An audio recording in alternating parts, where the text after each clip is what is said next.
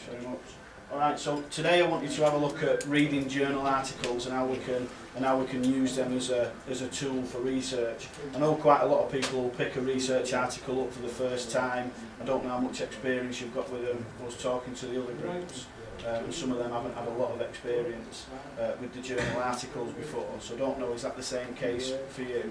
Yeah. Not much experience of them, and a lot of people kind of shy away from them, and the reason that they shy away from them is that they look at the abstracts on the front, and that's quite difficult and complex with various different codes, if you like, that people don't understand. So hopefully I'm going to shed some light on that for you today and show you that they're quite a useful and easy document to use. We're going to introduce the structure and function of the journal articles for you in this morning's session. We're going to analyse how to use the journal articles for research, so how you can use them towards your assessment for this module, and discuss the techniques to search for journal articles, because not everybody knows all the places that you can look for them on the internet, etc. It doesn't have to be in the library. Okay, the first thing that I wanted to talk to you about was missing the point in research. When you're researching, try to keep an open mind when researching and base your opinions on facts. Okay, it's real easy for us to formulate an opinion and be misguided, if you like, by stuff that we hear. You know, the bloke in the gym that tells us that creatine is all water weight. All right, and sometimes we can put that into research without really thinking about it and getting some credible references to back that up. It can be easy to miss something you're not looking for, particularly if you're a little bit biased. I know I've worked with quite a few of the rugby players, and we've discussed this morning, oh no, creatine doesn't work for me, it doesn't work. So that's somebody who's already biased. So if they're doing a piece of research into creatine monohydrate and the effectiveness of it on anaerobic performance, it's difficult for them to find a way again back to that path. So try and keep an open mind about whatever you're researching. I've got a small video for you. Has anybody seen this video before? Okay, so it's an awareness test. It's a picture of some basketball players. If you have seen it before, try not to spoil it for the ones that haven't. And just follow the instructions on the screen. It's okay, I think, as it is. Can you see it? Yeah. Yes.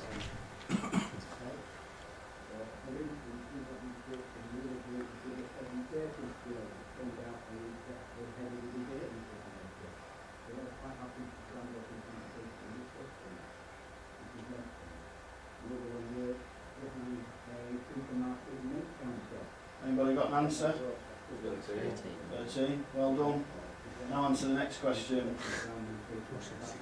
Has anybody seen the moonwalking bear? Yeah? Anyone else see the moonwalking bear? Okay, so what's again? Okay.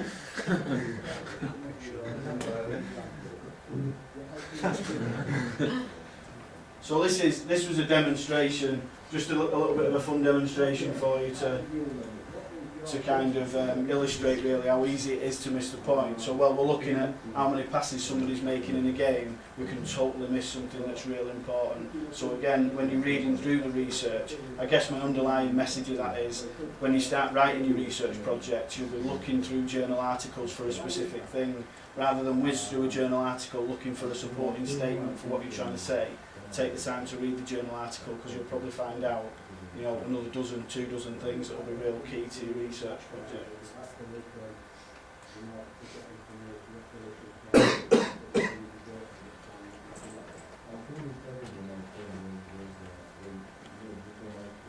Okay, how do we access research? So what I want you to do for the next couple of minutes is I want you to work with, okay, we've got 2 2s and a 3.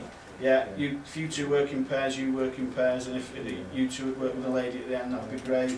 And I want you to discuss the best ways to search for journal articles. So if I asked you to find me some, where would you initially start looking? So I'll give you a couple of minutes to do that, and then we'll have some feedback. So that's great. So I'm sorry, I don't know all your names. Someone did say it before. What's your name? Sorry. Maisie. Maisie. Okay, so Maisie, if you were gonna look for research articles, what's one of the places that you might go to? My Athens. My Athens. Excellent. Okay, My Athens. Anybody got anything different? Library. So sorry, your name is Jack, okay, confused with the initials, expecting Ben. Alright, so Jack, yeah, go to the library. How many libraries have you got access to? 2? Yeah. What about, is that including Leeds Met? Is that the one you mean? So you're fully aware that you can get access to Leeds Met Library and they get their journal facilities, okay? Anywhere else? Newspaper magazines. Clutching at straws at this point. Yeah, it's okay, no, it's fine. Newspaper magazines, maybe not, unless you're looking at some certain events, like if you're looking at the Olympic legacy, you might get something out of there. These are my advice, and the first protocol that I always take is Google Scholar. Okay, so if you go onto Google and do the drop-down tab, you can find Google Scholar. However, my advice is just type in Google Scholar and it'll take you right there. They've moved the little icon now on the drop-down box, so I've got type it in Google Scholar and type in what you're interested in there. So if it's the perception of females within sport, okay, if you type that in, it'll probably fetch you, quite a plethora of papers up for you to look at. Saying that, it's only the ones with the PDF button down the right hand side of the screen that you'll be able to download. You won't be able to download all of them, so some will try to charge you, so it's just the ones with PDF at the side, okay? You've got My Athens, you're spot on. Yeah, it's quite a useful database, so try and use that one as much as you can. That is Leeds Met Library, okay? So it's this might make me sound a little bit geeky, but Leeds Met Library is a cracking place to be at Headingley. If you need to get any work done, there's quite a few quiet areas. There's a big space upstairs that you can work, where there'll be a lot of people, and you'll be surprised at how much work you can get done if you maybe bob down there on a Saturday morning and have your breakfast and then crack on with some work, alright? So I know you might find that a bit geeky, but spending some time in the library will be good for your research. Okay, so what I wanted to talk to you next is about the structure of an article. So A, you know where to look for specific pieces of information, and B, when you're writing your dissertation or your mini dissertation this year and your big dissertation, if you stay on to do your third year, you'll know what information to include. So I'm going to give you a couple of minutes now just to have a think about what you think the components of a research article are. What are the key components within there? Who we not had an answer off? So, what's your name? Joe. I've put methods. Methods, okay. Method is correct, just be careful. Some people refer to it as methodology. Method and methodology are two different things, so it's a method section that you'll look for within a research article. Sorry, what's your name again? Jack. Jack? 2 Jacks? Yes. Okay. 4 in this group? Brilliant. Okay, Jack? Abstract. Abstract, excellent, okay, so the abstract is what's on the front, okay, that you're looking at in there. When do you think you write the abstract if you were writing a research article? Sorry? In The end. At the end? Yeah, the last thing that you write, the abstract, okay. And hypothesis. Callum, hypothesis, okay, so hypothesis wouldn't be a specific component, it wouldn't be a section, okay, but it would be within your introduction. Okay, so we'll take introduction from you as a section, okay? Anybody else, some more sections? discussion. Discussion, excellent. Conclusion. Conclusion, okay. Why is the conclusion so important specifically for you guys? Summarize what It you does summarise, but it gives you something else in the conclusion. Anybody know what I'm aiming at? think met the hypothesis. Yeah, but there's something else in there. We'll have a chat about it when we get to that section. Okay, so abstract, we'd have an introduction, we'd have a method section, and we'd have a results section. We'd have our discussion, we'd have our conclusion, and can you guess what the last one is? Reference. Excellent, okay, reference section, don't miss that one off when you hand your work in, we've had that before. Okay, so our abstract is a brief summary of the research article and it gives us an overview of what the research is all about. and it gives the reader an insight into the paper's purpose. Okay, so it's basically a summary for us to have a read before we read the entire document. So we might specifically be looking at female rugby players, okay, but within reading the abstract we would know straight away if there was any female or male rugby players involved in that. Alright, so we can put the paper down if it's no use to us without us reading, 3,000 to 5,000 words. When used, an abstract always appears at the beginning of a manuscript or typescript, acting at the point of entry. So again, it's your first point of contact for you guys when you're looking at what's involved within that research article. Alright? An example of what a research article looks like is this, okay? So this is some research that was involved in the minute. We're looking at dietary leucine, okay, on older individuals, okay, so we're looking at retired people. So that's the study that we're looking at, and like I said, basically it's protein shakes in older people to see if we can increase muscle mass, but we're just taking a tiny element of that. And this would basically tell me everything that I needed to know. And how these are basically structured is similar to how they'd structure the whole document, but a little bit more condensed. So the introduction would be there, okay, so there'd be a bit of an introduction talking about the present study and what it was designed to do. So that's your introduction there, okay. The next bit would tell us, if we look there, it tells us what they're administering. So they're administering this phenylalanine, okay. So I know that probably means nothing to you, but that tells me what they're kind of administering and what they're looking for, this fractional synthetic rate. So that would be your method section. It would give us a short overview of the method section in there. Some results then, okay, so it's telling us about the control group and what happened during the experimental procedure. So we've got a little bit about the results there, key results it'll be, not all of them, but the key results that they found.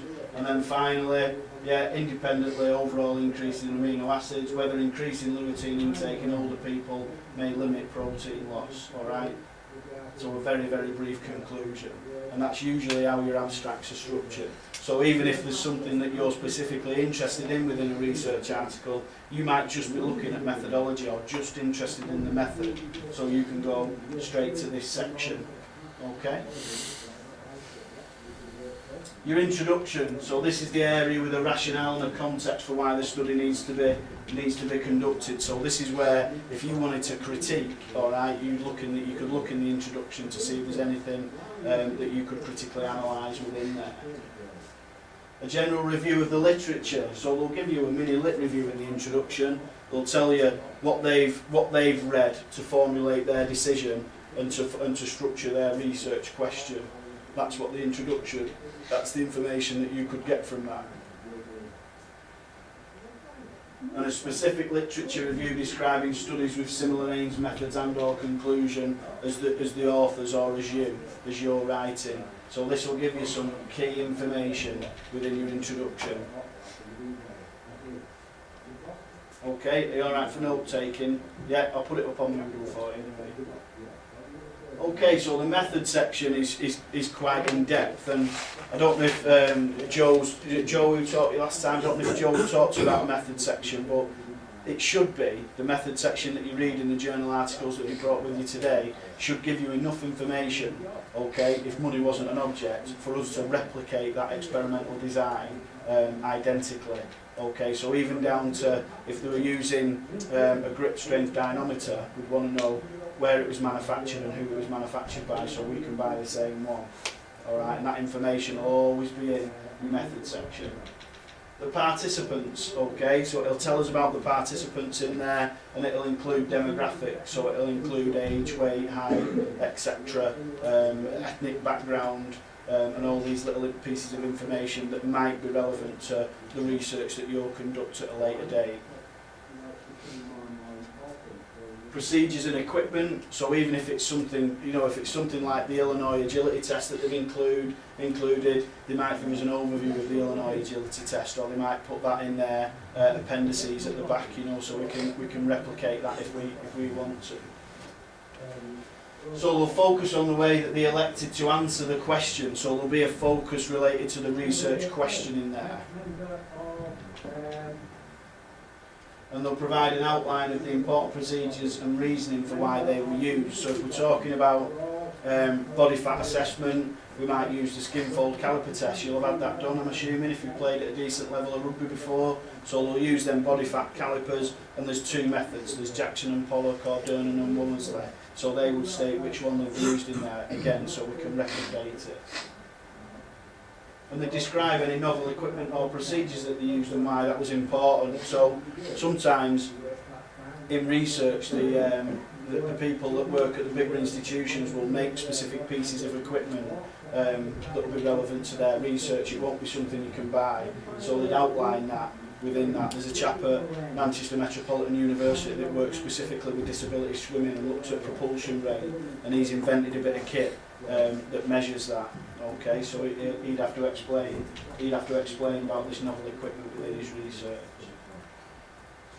And this is a table that you might see within your method section, and that's what it's telling us. It's telling us about our subject characteristics or participant characteristics, and this is telling us everything that we need to know. The age, the height, the weight, the BMI, different glucose, albumin and creatine levels within our subjects, because that was important to them because it's what they're specifically looking at. Right, so this might be important to you if you're looking at older people, but you're looking at older people 60 to 65 years old. This would probably not be relevant to you because they're too old to link in with your research. All right. Your results section. So this is where they'll just present the data that they found. There's very, very little text in a results section. All it'll be is graphs, tables, and it'll just be written in sentences exactly what they've found and whether that was statistically significant or not. Now, it's my understanding that you're familiar with statistics. Yeah? Everyone's favourite subject? Yeah? Okay.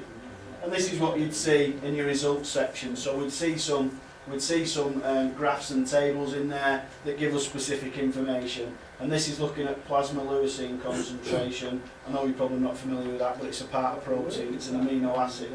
So they've measured amino acid between the two groups, and that we can see that this group is much higher. Anyone know what that star means when you're reading research, by the way? Anything with a star next to it usually means that it's statistically significant. Alright, so you've done stats, haven't you? So you know about p less than 0.05, yeah, for it to be statistically significant. Just as a little heads up for you, really, that's a marker. So already we know that this is statistically significant, and this, okay, because there's a little star there. This might mean approaching statistical significance, this little cross. There's usually a key across the bottom that will explain that to you, but the star is always the same. Okay, discussion is an opportunity for the author to provide the reader with their opinions regarding their findings, and they include a critical analysis. So if you want to get high marks in these pieces of work that you're doing, critical analysis will be, that's where you'll get the marks for, okay? That's where the big scores are. So you can find how to critically analyse and look at the areas of critique within the research in that discussion section. A discussion of why similarities or differences occur between their findings and the previous studies. Okay, so they'll talk about why we might have found that creatine is successful in one group of people, but other researchers have found that creatine doesn't work with that group of people at all. So they'll give you the reasons why there. So again, it's an important section for you to read.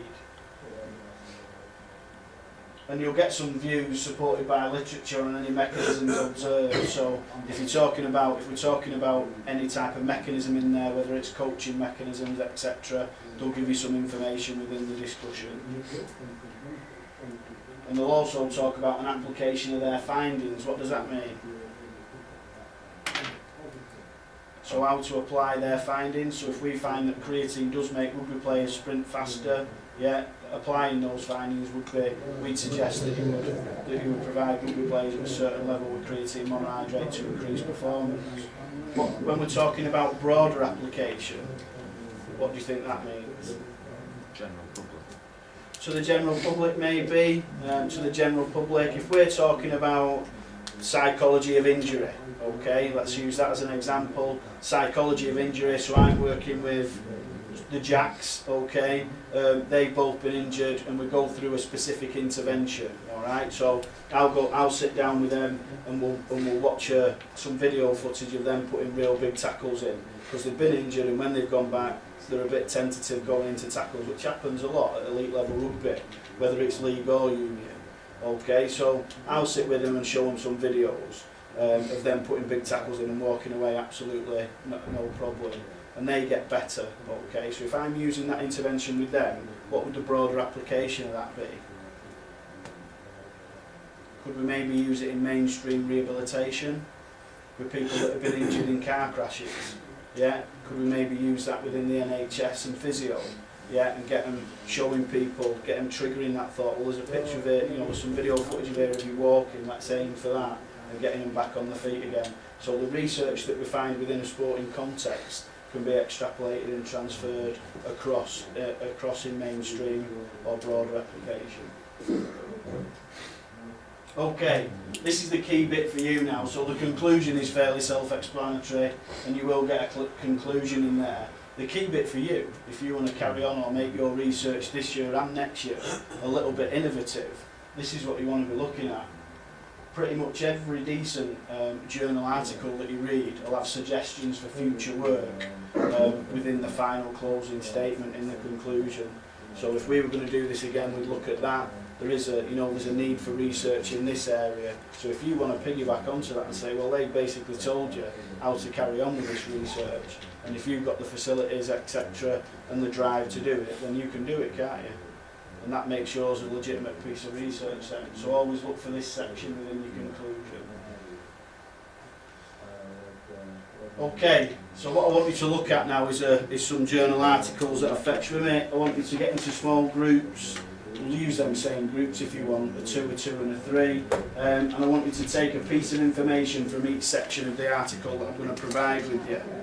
Okay, we're going to give you a few minutes to do this. So you can have the bone density one.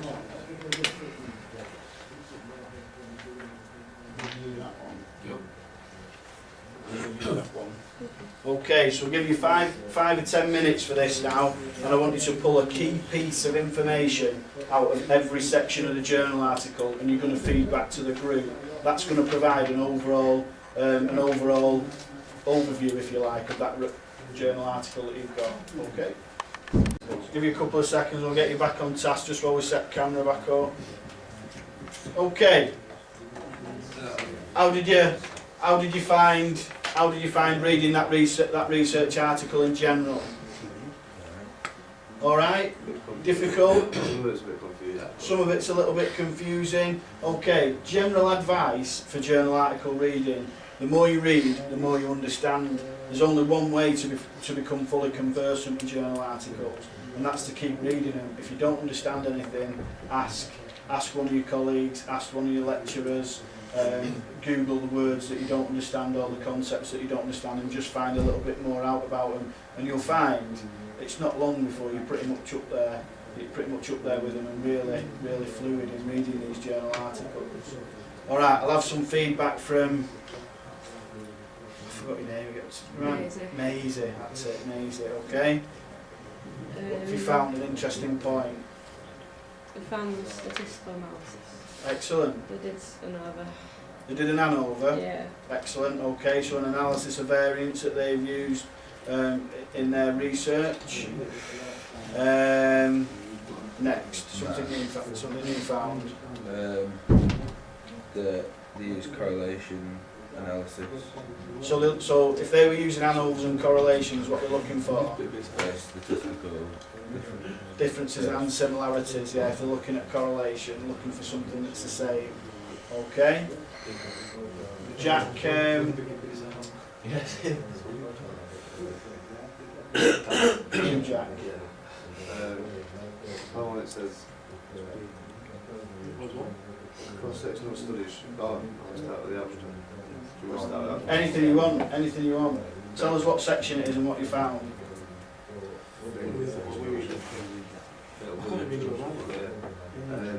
Cross-sectional studies show that athletes Especially those who are strength trained have greater bone material densities than non-athletes, and that strength, muscle mass, and maximal oxygen uptake correlate with bone density. Excellent. Okay, Callum.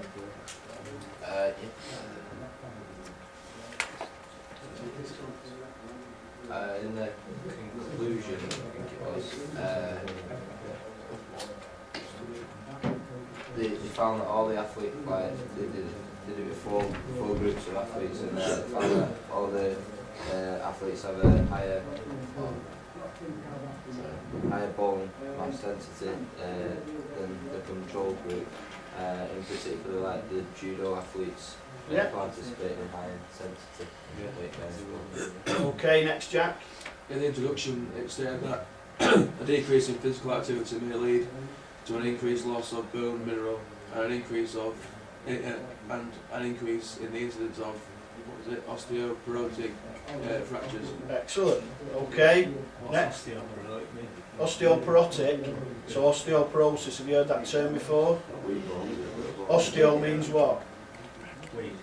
Osteo means bone. It's a Latin for bone. So if you're having osteotherapy, it'll be something to do with bone. Porosis is Latin for porous. So if something's porous, we talk about your skin, we have small cavities or holes, it is. Okay, so that's basically what it means. Holy bones, but holy as in not holy, but small tiny holes in bone. Okay, so that's basically what it means. And if you break stuff down like that, it's fairly easy. It's fairly easy to work out if you look at it that way. Okay, gentlemen next. Oh, sorry, have you given us yours? Okay. In methods and materials, it were 62 Caucasian male subjects, aged between 18 and 25 in the study. 18 and 25, okay, so you've got your demographic there, haven't you? You've got your males and you've got their ages. Next. In future studies, should previous childhood levels of physical activity, markers of bone metabolism, and possibly the inclusion of parents and siblings together in research studies? Excellent. Okay, so whether you've realised what I was trying to do there or not, I've pushed you completely out of your comfort zone with something that's looking at physiology, which is probably not something that you study on a coaching degree, am I right? Okay, so you're looking at a paper that relates to physiology, you're looking specifically at medical based stuff, although there is some exercise and sports elements of that, and you've all managed to go through them and pull out specific pieces of information, and it's quite interesting to see, once you're pushed out of your comfort zone, that you do know about osteoporosis, that you do know about statistical testing, that you do know about demographics within the participant section. Okay, so don't be frightened of these. This is stuff that really you shouldn't know about, but you do know about it, and you've managed to extract information from it. And if that's an issue with you in the future, where you sat down and you're looking at research articles on your own and thinking this isn't much good, then maybe you talk to Maisie and have a meet up in the library and extract some information from journal articles together and help each other. It always helps if you're working in pairs or small groups anyway. So have a think about that for the future stuff. Okay, what we've got for the rest of today, I'm going to have a brief look at critical analysis for about half an hour. I'm going to give you a break so you can have a cup of coffee and stuff, because I'm aware it's fairly heavy going this session. It's just gone 5 to now. If I ask you to come back about 1:15, is that okay? Just before 1:15. We need to be ready to go with the camera running, so if you're back in your seats for 1:15, that'd be brilliant. And then we can crack on and we'll have a look at critical analysis and how to formulate that. Okay, thanks very much. So next bit of the session that I want you to talk about, that I want to talk to you about is critical analysis. So critical analysis is a key component to you scoring high marks, particularly at level 5 and even more so at level 6. So I wanted to kind of identify really the components that you need to use to achieve that. The pictures here, okay, people stood on the big people's shoulders, okay, so I don't know if it's a term that you're familiar with, standing on the shoulders of giants, and it's much more than an Oasis album, if you've ever been unfortunate enough to purchase a copy of that. Standing on the shoulders of giants means that exactly what we've been talking about earlier this morning, where it's a poignant term that means that we build on the previous people's research, okay, and that's quite important, and critical analysis comes into that in a way, because we would maybe critically analyse the way that people have done before and maybe try and improve them to produce a much more reliable and valid piece of information. and that's kind of how we work. But critical analysis is quite a delicate process. And it isn't an opportunity for us to slag off, if you like, other researchers that have done research before us, because, okay, they might use some methodology that was questionable, but what access did they have to other types of methodology, okay? So them are the things that we have to consider. I was watching Dr. Christopher Morse present his research once at Manchester Metropolitan University, and he kind of did that. He went the other way and was really quite offensive about some people that had completed some research before him, and he got berated really from other members of the faculty staff that was in the audience of that presentation because he'd been quite rude about it. So it isn't that. Critical analysis isn't being critical as, you know what I mean, your jeans are too tight. It's not that type of critique. It's a much more formulated process. So we're going to discuss this process of critical analysis today and give you a broad overview. We will scaffold this throughout your academic progress, so we add to it, and we'll make it a much more robust process. And we're going to develop your skills, okay? Develop your critical analysis skills. So what does critical analysis mean to you? What areas of a research article could you critique? Okay, what do you think you could do? I'm going to give you a couple of minutes, alright, just to have a chat in them little teams that we put you in at the start of today, and then I want some feedback from you. Where would you look if you were going to critically analyse something? Excellent. Okay, so Maisie, where would you go if you were going to critically analyse something? Following the methods. Method section. Good stuff. That's where I'd go first. I'm not saying it's right, but that's where I'd go first. Who else has got method? Yeah, what did you have? Did you have something different that looked like a discussion there? We said method or results. Or results, okay. We can't always critically analyse results because the results kind of come, that they're dependent on the methods, aren't they? So yeah, maybe go to method before you go to results. Anyone got anything different? Research, okay, so the type of research that they've done, maybe. I'll give you an example.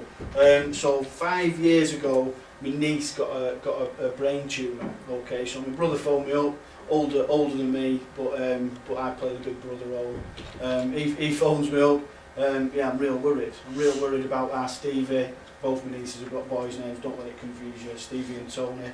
Okay, so our Stevie's got a brain tumour, I'm real worried. I've been reading some research online, and it says here that 85% of brain tumour patients die within the first 12 months after the operation. Sound right? You know, we're quite up on the cancer side of stuff, oncology. So I said, send me the paper that you've been reading, and I'll have a look at it. So he sends me this paper out, and of course they all die after 12 months of having an operation, because everybody that they've used was between the ages of 87 and 92. Okay, so they were coming towards the end of their lifespan. So again, when we're looking at a journal article title that might say, you know, mortality rates in oncology patients, okay, then of course, if we're going to use people that are coming towards the end of lifespan, then there's going to be a high mortality rate in that. So, for an example, that's something, just so you've got a kind of a mental picture that she's all right now, they whipped it out, she's fine. So that's something that we'd look at, and that would be in your methodology, because that would give us them demographics, wouldn't it, that we looked at in our participants in our method section. So that's somewhere that we'd always go. Rugby players, you know, it was found out that amateur rugby league players or rugby union players, this is an example, were all clinically obese. Why are they clinically obese? Because we've used BMI, so all we're measuring it off is the height, okay, and the weight. So of course you can't do that, because we know that we get rugby players that are 5'10" and 16 stone, okay, but they're still, if we measure them properly, then they're probably maybe 12% body fat, etc. All right, not me anymore. I'm probably approaching that morbidly obese now. But there we go. What is critical analysis? Okay, so this is a breakdown of what critical analysis is. To analyse, okay. So we're going to analyse something. We're going to break that information into elements or component parts, and that's what we're talking about. Hitting that method section and seeing exactly what they've done and why, who they used and why. Is that a true reflection? My other example, just to give you a couple of things to remember, when I was doing my research, I was doing it on what we call intercollegiate rugby players. It's an American term, it means university level rugby players, okay? So I've got my rugby team stood in front of me and I'm dishing out creatine. So I've got what we call exclusion criteria, which is again something that you could critique. So exclusion criteria is, this is a list of things, if you're involved in this list of things, you can't be in the research. So anybody who's been on creatine in the last 6 weeks can't be in my study. So a few of the lads shuffle off to the edge, okay? Any lads who are taking protein powders at the minute, you can't be in the study, another few shuffle. Anybody taking anabolic steroids, 75% of them shuffle out of the day, they can't play anymore, okay? So we know that it's involved in university level rugby. So then I'm left with maybe a dozen lads out of the squad, you know what I mean? We've got a couple of lads at about 9 stone stood at the front, absolutely wet through. So can I use these? I'm using intercollegiate rugby players. He is an intercollegiate rugby player, he's signed on, he's a member of the AU, he's got the t-shirt on, Manchester Metropolitan University Rugby League team. How many games have you played? Oh, no. No. How long have you been playing? Well, I didn't really play before I come to university. So is he a rugby league player? Is he an intercollegiate rugby league player? Okay, so again, these are things that you can look at in your methodology. Okay, so then I had to kind of take a step back and say, right, I'm going to have to insist that they played competitively, so they've turned up and actually played the games and not sat on the bench for a minimum of a season. Alright, so I know that they've got some experience, so otherwise it can skew my data, can't it? So them are the things that you might look for within your methodology. So to be critical, in an academic sense, which is what I'm talking to, you know, was talking about my jeans are too tight, it's not about that. To be critical is to make careful judgment about information and to evaluate its quality. Okay, so we want to know, is that a quality statement, is that a quality method section? So it is about to be critical and evaluate information and to make your own judgments about it. I have my own beliefs about creatine monohydrate because I've done the research. It doesn't mean I'm right. Okay, I've gone through, I've carried out a piece of research, I've critiqued other people's work and said if it doesn't work, you're using the wrong type of people, or you're not giving them enough, okay, or it's sedentary individuals that aren't exercising. Alright, so I've made my own judgments about information and why I should critique it. When you're doing your assignments this year, you'll see in your learning objectives that you'll have specific words in there. And these are the words that will come up quite a lot this year and next year. Analyse, justify, evaluate, criticise, okay? And these are all key markers that you need to get this involved in your work, okay? There needs to be some critical analysis in your work for you to score. If you want them 60s, 70%, you need to get some type of formulated critical analysis in there. So have a think about it, have a read around the subject area outside of this lecture, okay, and find out how to do it, a method that suits you. It is quite a skill and it does take time to develop that skill. Okay, opinions, okay, we've talked a little bit about opinions today, yeah, or the bloke down the pub says protein's no good, yeah, these are the things you want to take. When we was at university, just to draw another previous experience, and I fell into this and I don't know what I'm talking about. What protein powder do you use? Well, I use USN muscle fuel anabolic. It's the best you can buy. Why is it the best you can buy? Oh, well, Ross said when he had it, it was real good. So I went and bought some and then I thought, you idiot. And I read the back and it was no good. It's full of sugar. Okay, so it isn't a high quality protein. Doesn't have a high leucine content and glutamine content in there. So it's a poor quality protein stack really that's got some other little bits of stuff in, and the things that they say that are in there that are really beneficial are in minute portions because it's expensive to buy, so they don't want to put it in there. Okay, so opinion. So don't put your opinion into your critical analysis. Don't be swayed by your opinion if you believe one way or another. And this is about, again, keeping an open mind and get a balanced argument in there. And you should be making an informed decision and looking for evidence. Okay, so it's got to be literature-based evidence now. We're going to move away from there's specific sites that I won't accept, so I suppose I should tell you that now. Wikipedia, okay, Brian Mack, PE.com, there's another one, I can't remember what it's called now, Locker Room or something like that people have put on before. My advice is, I can't force you to do this. If you use a website, okay, support it with 10 literature-based research articles. That's what we were taught at university, that's why we never used websites. Because if I use 3 websites, I've got to go and find 30 references then. Yeah, so we just stopped using them. So I'm not saying that you can't use Google Scholar, because you've got the hard copy there, haven't you? You could print that off. So that's absolutely fine, but please stay away from these Livestrong, PE, locker room, all this type of stuff, you know what I mean, that people are using, and the information isn't the best.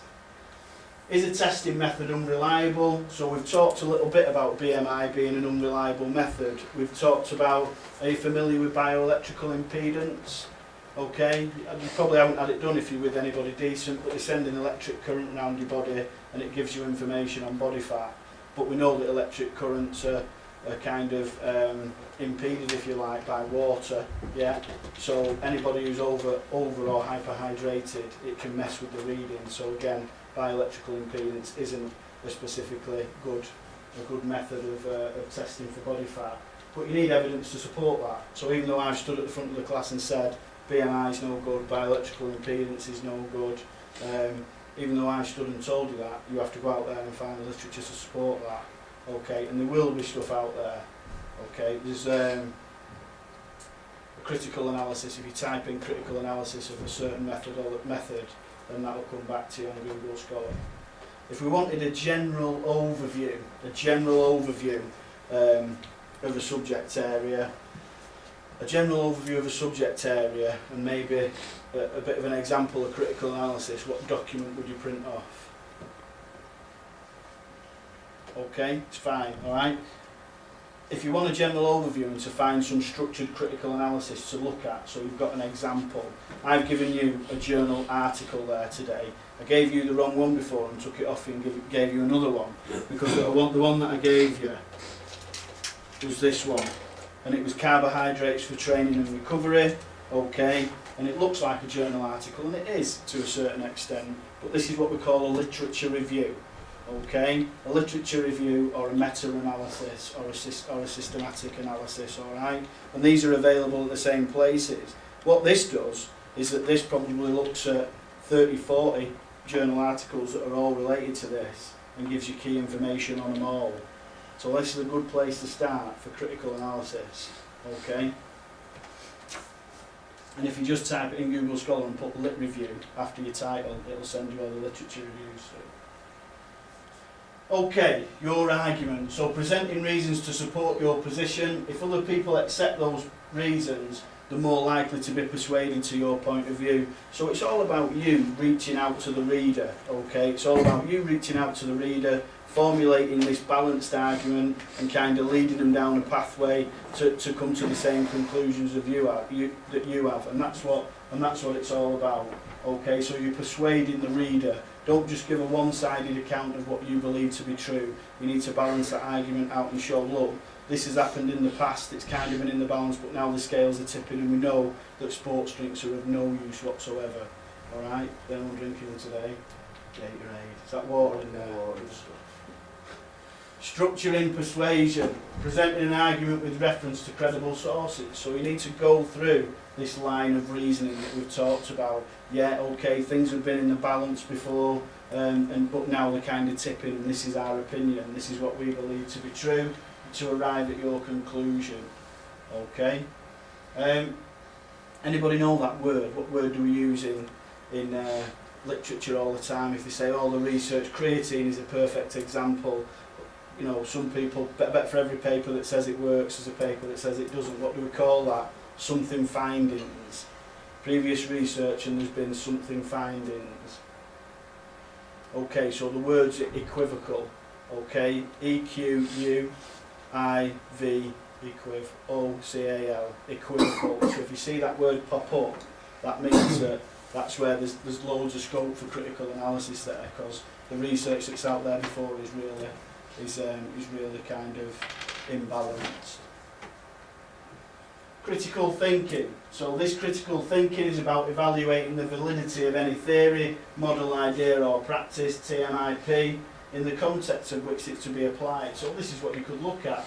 Yeah, does the method section affect the theory? Is the model right? Is the idea current? Is the practice correct? Okay, this is the link in with the method section. Is the practice right? So that's something for you to think about and something for you to make note on.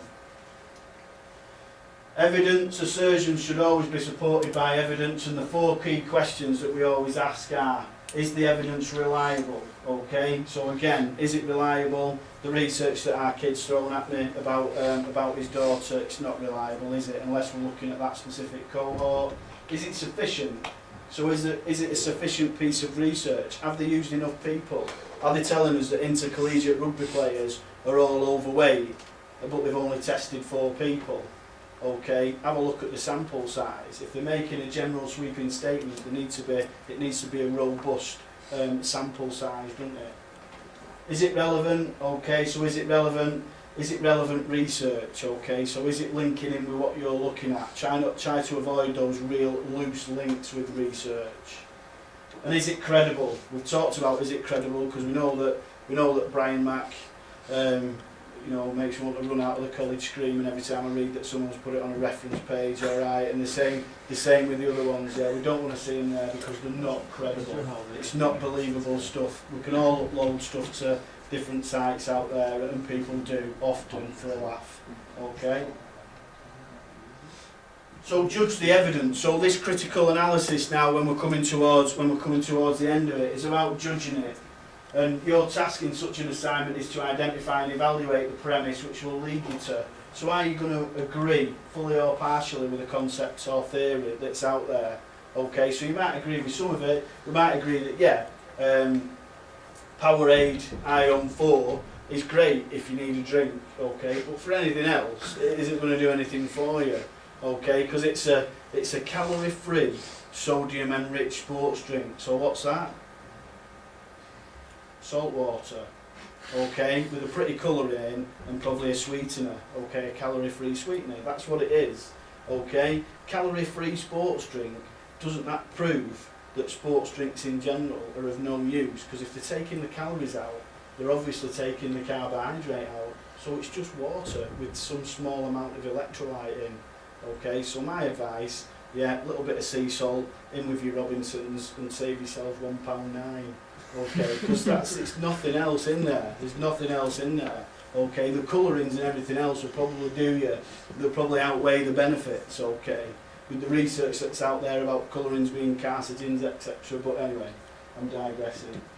Do you disagree fully or partially with what's out there? So do you disagree with it mainly, but you maybe agree with a small component? If that's the case, the small component that you agree with might be something for you to move forward in your research when you do your next piece in your 3rd year. Remaining undecided, okay, so a critical analysis that ends up with you saying, at the end of it, isn't really a critical analysis, isn't it? Because you've kind of come to the end of that and said, no, I'm sat on the fence, I've read 10 papers that say it's good, I've read 10 papers that say it's bad, so I'm going to stay on the fence. My advice is if you're in that situation, you need to read another 10 papers of each until you can find a conclusion to that. Okay, so these are the barriers that we've found in pedagogy, teaching before. These are the barriers to critical thinking, and it's the students, not your fault, but we do blame you on a lot of occasions. But students' natural resistance to learn to think critically. Okay, and this is because in any other programme of study that you've been involved in before, you probably had somebody stood at the front of the class telling you this is what's right, this is what's right, this is what's right. So now the students have developed into that person that wants the expert to give us the answer to the questions, and I want to know the right answers. Okay, and of course we do always get them on paying all this money, and you're going to tell me to go and find out myself. Okay, but this is because we want to develop, okay, these critical thinkers, because it's important. It's an important life skill. Don't kind of buy everything that people are trying to sell you. Okay, there's lots of conjecture out there, and we want you to be able to make your own mind up through a line of reasoning and research. We want you to become critical thinkers, which means we want you to challenge the experts, answers, and pursue your own statements through active questioning. I have absolutely no issue with you sitting there saying, well, actually, Matt, that conversation we had about sports drinks last week, I think you'll find that Professor Tim notes, and then lead into something that you've read, and we'll have a discussion about it. I'll probably be right, but I'm happy to have a discussion with you about it. Okay? I have no problem. I want you to challenge what we're saying, and I certainly want you to challenge what the textbooks are saying. Okay? That's what research is all about. And you can pursue your own answers through active questioning. Unfortunately for you, It means a lot of hard work, okay? But it's very, very rewarding. Those skills that you'll gain from critical analysis and going out there and becoming, the word that's not on there that should be on there is independent, okay? So you can go out there independently, research something and kind of come to a conclusion. It's a life skill, all right? Employers don't want to stand there telling you what to do every 3 or 4 minutes during the day. They want to leave you to find out for yourself, okay? Structure, okay? So make sure you identify your argument. Don't be shy. Don't try and hide it and be discreet about it. Make sure you structure it and it's real identifiable within your work. All right, because if it's easy to see, what does it make it easy to do? Say again? Mark it, all right? If it's easy to see, it's easy to mark, all right? So make it obvious, your critical analysis, and what are the key points of that argument, okay? Identify the key points, make it obvious for us. Any questions on critical analysis? I know that was kind of a fast step into critical analysis. We'll kind of do that because I know it's not everyone's favourite subject, so it's like ripping a plaster off, okay? Give you a lot of information in 20-25 minutes, alright, to make sure, and then you can go away and absorb that and think about it online. What I'm going to do for the last maybe 10 minutes is I'm just going to get a general idea of maybe what you're interested in. I've got a little bit of idea through previous questions, so a little bit about what you're interested in and see if we can formulate some type of research area for those people that are a little bit undecided. Alright? No worries.